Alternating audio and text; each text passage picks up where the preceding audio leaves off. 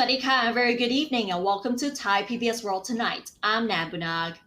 And I'm Hatay Deshikitiernan. Good evening. And kick-starting the program tonight with the latest on the flooding situation as the Meteorological Department forecasted more heavy rain in the next 24 hours, which may result in flash floods.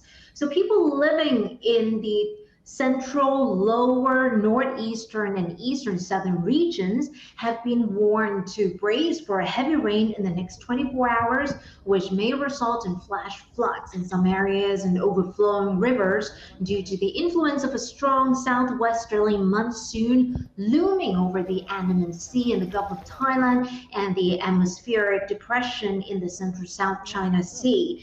In the meantime, the National Water Directorate has issued a warning of possible flash flooding and landslides in some areas in 14 provinces in lower central, lower northeastern, eastern, and upper southern regions today until tomorrow due to the strengthening of the southwesterly monsoon. The weatherman forecasts rough seas with waves of 2 to 3 meters and higher in areas hit by storms in the Andaman Sea and in the Gulf. Vessels, especially small ones, have been advised to remain ashore. So the National Water Directorate also stated that flash floods and landslides are expected in areas of Kanchanaburi, Chanthaburi, Trat, Phetchaburi, Prachuap Khiri Khan, Chumpon, Surat Thani, Ranong, Phang Krabi, Trang, and Satun from today up until October 10. So for next few days to come. And it also says that the following reservoirs, which are now more than 80% full, may overflow spillways and inundate downstream areas. There are Lam Tapan and Putakian reservoirs in Kanchanaburi, Hoi Mahat Reservoir in Ratchaburi, Hoi Sai Ngam in Prachuap Khiri Khan, and Klong Ya, as well as Klong Hang in Krabi. So as you can see, heavy rains are expected from actually today onwards up until the next few days. So actually you have to brace yourself also for any impacts from that, including floods and moving your belongings upstairs as well. Exactly, as we can see that there are many flood warnings across many of the provinces. At the same time, people living in the riverside communities in Bangkok have also been warned about the rising water levels in the Chao Phraya River.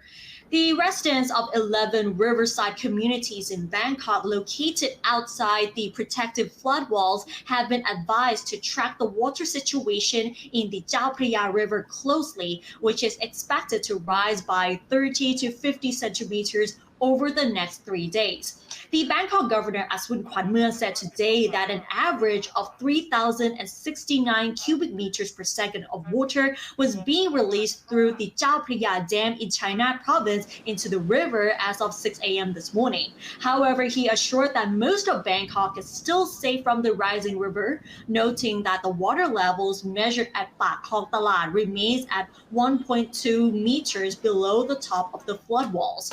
And in the past 24 hours, Bangkok saw moderate rainfall with the highest levels measured at 35 millimeters in Sai District, 18.5 millimeters in Ratchathewi District, 17.5 millimeters in Ban Ho Lam District, and 17 millimeters in Ding Dang District.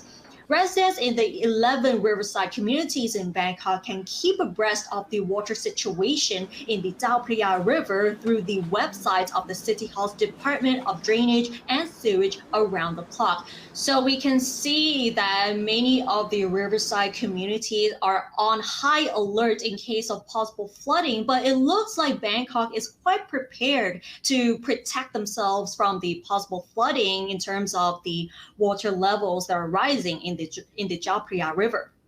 Exactly. Well, this is just also another year of a lot of flood all over Thailand, especially in the upper central region, in the eastern and also northeastern Thailand. So we, of course, do hope that evacuation efforts and also relief efforts have also been done in time as well. But of course, we do all hope that it will not be as bad as the great floods of 2011, 10 years ago already.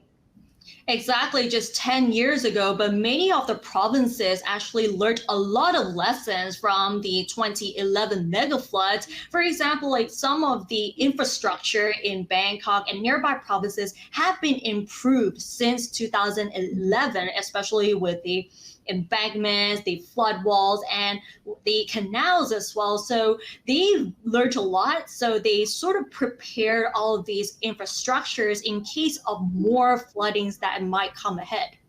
Exactly, and it's also good to also learn from the past events and not let it repeat itself. Exactly. So let's move on to COVID-19 vaccines. The Jelapang Royal Academy also announced guidelines in receiving the third booster shots, as well as the suitable timeline for vaccinations for people who already received both doses of either Sinovac or AstraZeneca. So Thailand's Jelapang Royal Academy, or CRA, is accepting registrations for AstraZeneca booster shots for those who have already had two doses of either the Sinovac or AstraZeneca vaccines, with jabs scheduled from October 20th to March 10th of next year. Registrations for Moderna and Sinopharm booster shots will be open from October 29 for organizations and hospitals. And for people who have received two doses of Sinovac at the CRA's vaccination center in June, July, and August, the CRA will also open registrations for third booster shots as follows.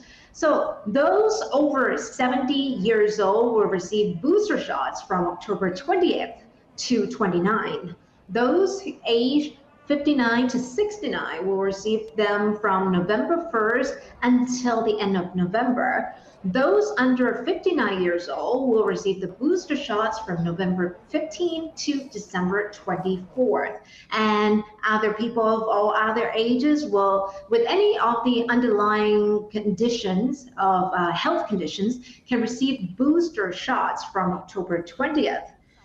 For people who have received two doses of AstraZeneca at the CRA's vaccination center between July and September, the CRA will open registrations for the third booster shots as follows according to the age groups as well. So those aged over 70 will receive the shots from February 1st to 15 of next year.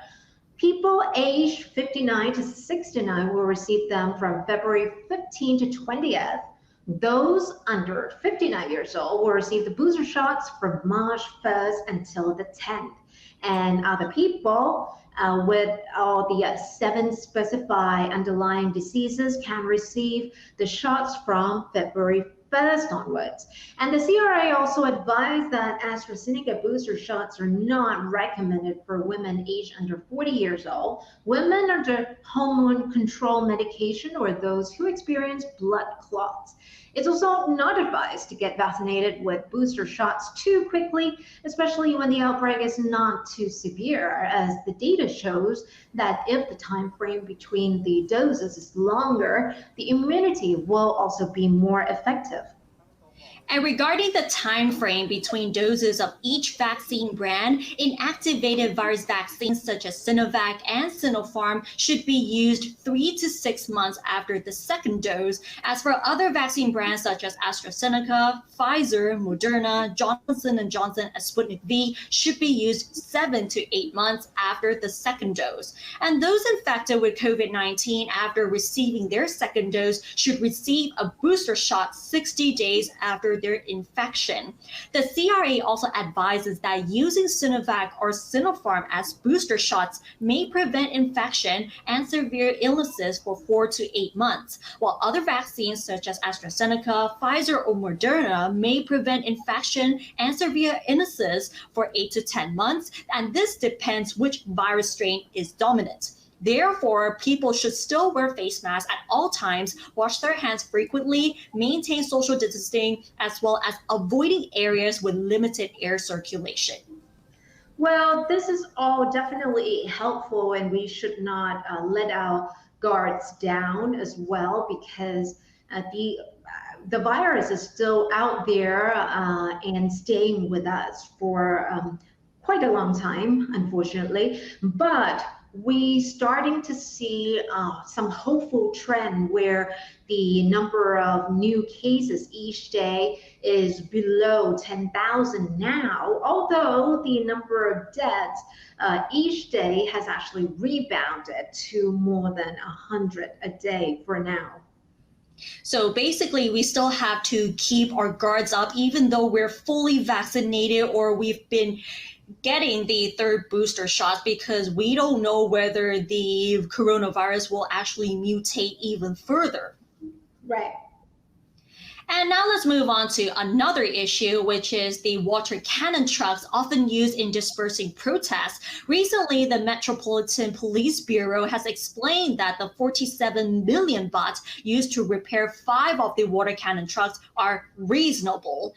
Police Major General Nitithorn Jintakanon, deputy spokesman of the Metropolitan Police Bureau, explained that the estimated 47 million baht price tag for repairs to 5 water cannon trucks are reasonable because the vehicles also sustained heavy damage during the anti-government protests. He said the 5 trucks were heavily damaged by anti-government protesters, especially their engines, due to the sand allegedly put into the fuel tanks by some of the protesters.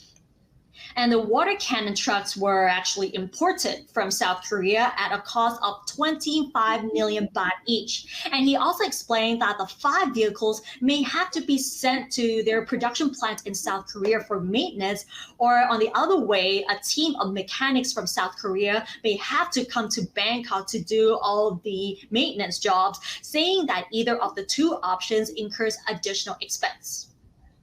And the deputy spokesman also insisted that the bidding to select a company to undertake the maintenance was done in accordance with the international standard of procurement procedure. And K3 Corporation was selected to do the maintenance work after offering the lowest bid at 47 million baht. He also said that the Metropolitan Police Bureau is considering legal action to seek compensation from those who vandalized the trucks, causing damage estimated at about 8.9 million baht each.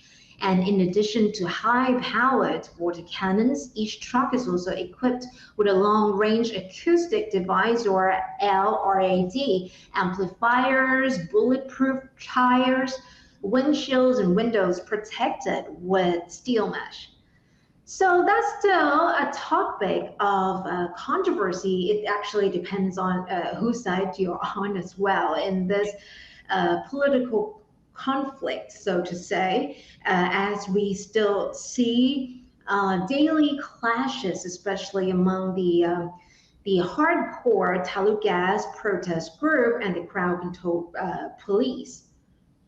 Exactly. But if we think on the police side, using the water cannon trucks is reasonable because that is according to the international standards in crowd control. But on the protesters' side, the use of police brutality is not okay. And they think the use of water cannons is actually part of the brutality as well. Right, and it's still a matter of debate, so do share what you think in the comment section. And with that, we wrap up this edition of Thai PBS World tonight. But do catch us like this every weekday at 7 p.m. for all the top stories and of course, our cheeky commentaries. And apart from this, you can also follow us on social media as well as our website, thaipbsworld.com, for all the latest updates about politics, the flooding situation, and COVID-19, including other stories and analyses. Thanks for watching. Stay safe, and we'll see you tomorrow. สวัสดีค่ะ สวัสดีค่ะ